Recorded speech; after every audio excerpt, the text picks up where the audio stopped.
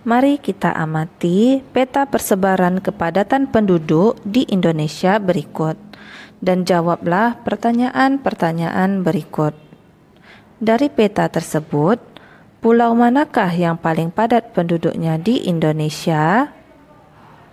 Ya, tentu saja pulau yang paling padat penduduknya di Indonesia adalah Pulau Jawa. Dari peta tersebut sudah jelas bahwa yang berwarna orange adalah jumlah penduduk yang lebih padat. Yang kedua, pulau manakah yang paling sedikit penduduknya di Indonesia? Pulau yang paling sedikit penduduknya di Indonesia adalah Pulau Papua dengan warna hijau muda.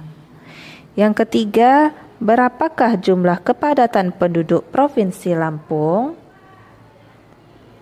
Jumlah kepadatan penduduk Provinsi Lampung berkisar yaitu 50 sampai 100 orang per kilometer persegi. Yang keempat, berapakah jumlah kepadatan penduduk Provinsi Papua Barat? Ya, benar sekali. Jumlah kepadatan penduduk Provinsi Papua Barat adalah kurang dari 10 orang per kilometer persegi. Yang kelima, berapakah jumlah kepadatan penduduk provinsi tempat tinggalmu? Karena di sini bertanya tentang provinsi tempat tinggalmu, maka kamu dapat menjawab pertanyaan berikut di kolom komentar.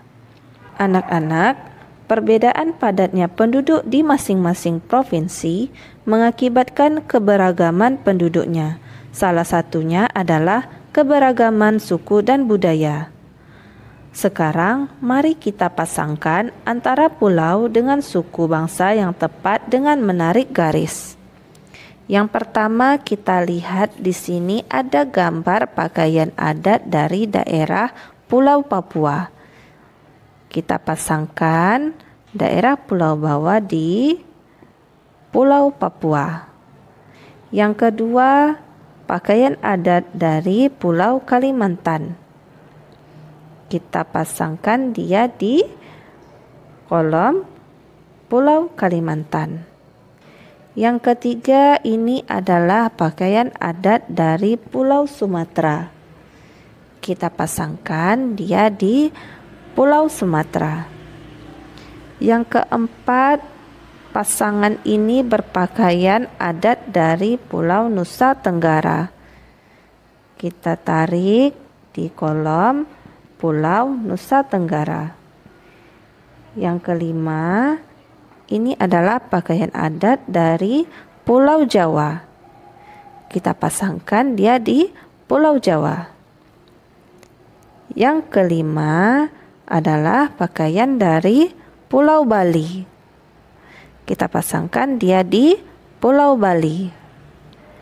Yang ketujuh, ini adalah pakaian adat dari Pulau Maluku. Kita pasangkan dia di Pulau Maluku. Dan yang terakhir, ini adalah pakaian adat dari Pulau Sulawesi. Kita pasangkan dia di Pulau Sulawesi. Sekarang saatnya kita membaca. Kerukunan umat beragama di Indonesia. Kerukunan umat beragama merupakan bentuk hubungan antar manusia yang damai berkat adanya toleransi beragama. Toleransi beragama adalah suatu sikap saling mengerti dan menghargai tanpa adanya sikap membeda-bedakan dan mengecilkan umat agama lain.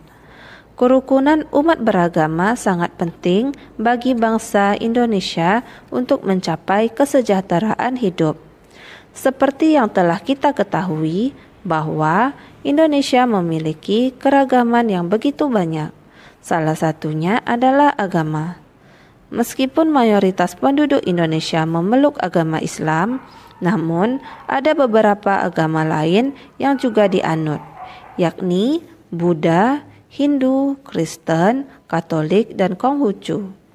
Setiap agama tentunya memiliki aturan masing-masing dalam menjalankan ajaran agamanya. Namun, perbedaan ini bukanlah alasan menjadi pemecah belah, namun justru menjadi pemersatu dan memperkaya nilai-nilai dalam masyarakat.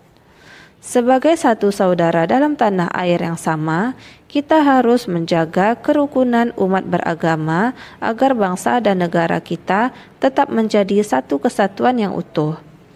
Tri Kerukunan Umat Beragama merupakan program yang dicanangkan pemerintah untuk menciptakan kehidupan beragama, damai, dan rukun. Program ini menghendaki adanya kerukunan antar umat beragama dalam satu agama. Kerukunan antar umat beragama yang satu dengan agama lain dan kerukunan antara umat beragama dengan pemerintah. Hal ini perlu dilakukan untuk mencegah munculnya konflik dalam kehidupan beragama. Tri Kerukunan Umat Beragama bertujuan agar masyarakat Indonesia bisa hidup dalam kebersamaan. Meskipun banyak perbedaan, program ini harus diwujudkan agar tidak terjadi pengekangan dan pengurangan hak-hak dalam menjalankan ajaran agama, seperti dalam pendirian rumah ibadah, pelaksanaan ibadah dari hari besar keagamaan, serta penyiaran agama. Tri Kerukunan Umat Beragama dimulai dengan kerukunan antar umat beragama dalam satu agama atau intern umat beragama. Perbedaan pandangan dalam satu agama dapat memicu terjadinya konflik dalam agama itu sendiri. Oleh karena itu, perbedaan pandangan ini haruslah diupayakan agar tidak saling merasa bahwa pandangannya adalah yang paling benar. Tri Kerukunan Umat Beragama selanjutnya adalah kerukunan antar umat beragama yang memiliki pengertian kehidupan yang rukun antar masyarakat meskipun berbeda agama dan keyakinan. Dalam hal ini, tidak terjadi sikap saling curiga-mencurigai serta selalu menghormati agama masing-masing. Selain itu, juga tidak saling memaksakan agama kepada orang lain. Adapun Tri Kerukunan Umat Beragama yang terakhir adalah kerukunan antar umat beragama dengan pemerintah, mengandung pengertian bahwa tiap-tiap umat beragama dapat bekerja sama dan bermitra secara baik dengan pemerintah dalam menjaga kehidupan bermasyarakat, berbangsa, dan bernegara. Dalam hal ini, para tokoh agama dan pemerintah sangat diperlukan perannya dalam mencari solusi yang baik tanpa merugikan pihak manapun. Baiklah anak-anak, dari teks bacaan kerukunan umat beragama di Indonesia tadi, tentukanlah ide pokok dari masing-masing paragraf pada bacaan di atas. Untuk paragraf pertama, di sana sudah tertulis ide pokoknya adalah kerukunan umat beragama merupakan bentuk hubungan antar manusia yang damai berkat adanya toleransi beragama. Untuk paragraf 2, 3, 4, 5, 6, dan 7, kamu dapat menuliskan jawabannya di buku tulismu. Pancasila menjadi pandangan hidup bangsa Indonesia. Maka dari itu, perilaku dan sikap masyarakatnya haruslah mencerminkan nilai-nilai luhur Pancasila.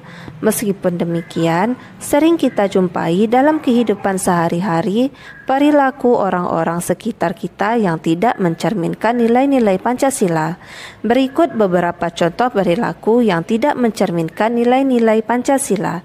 Yang pertama, di lingkungan sekolah.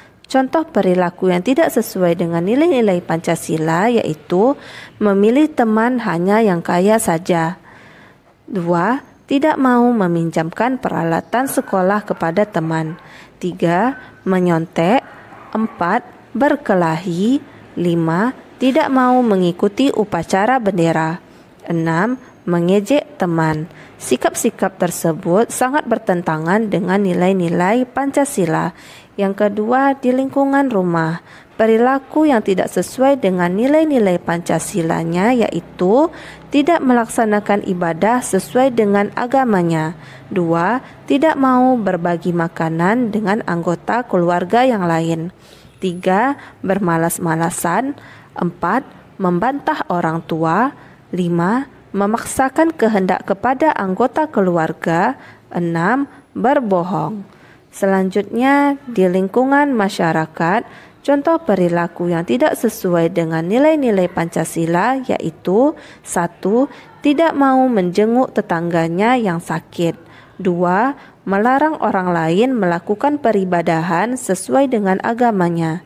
3. Minum minuman keras dan berjudi.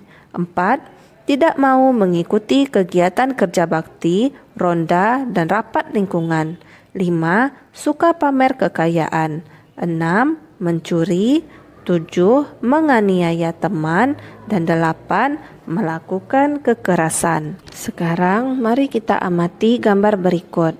Dari gambar berikut terlihat berbagai macam budaya yang ada di Indonesia. Banyak faktor yang membuat bangsa Indonesia menjadi sebuah bangsa yang besar yang bisa disandingkan dengan bangsa-bangsa besar lainnya di dunia. Banyak faktor pula yang menjadikan kita semakin bangga menjadi warga negara Indonesia. Faktor-faktor tersebut antara lain sebagai berikut. 1. Nilai-nilai luhur yang hidup di tengah-tengah masyarakat. 2.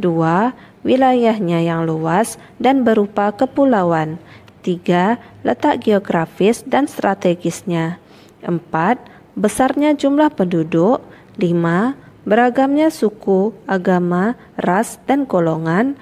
6. Beragamnya budaya sosial dan ekonomi. Keragaman yang dimiliki oleh bangsa Indonesia tidak terlepas dari pengaruh luasnya wilayah Indonesia.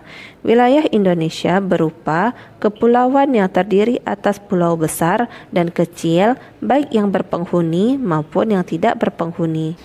Meskipun demikian, keberagaman ini bukanlah menjadi pemecah, justru menjadi pemersatu bangsa dengan berlandaskan Pancasila. Dari gambar berikut dapat dijelaskan bahwa negara kita memanglah negara yang berbineka tunggal ika. Artinya, walaupun berbeda-beda, kita tetap satu, yaitu Indonesia.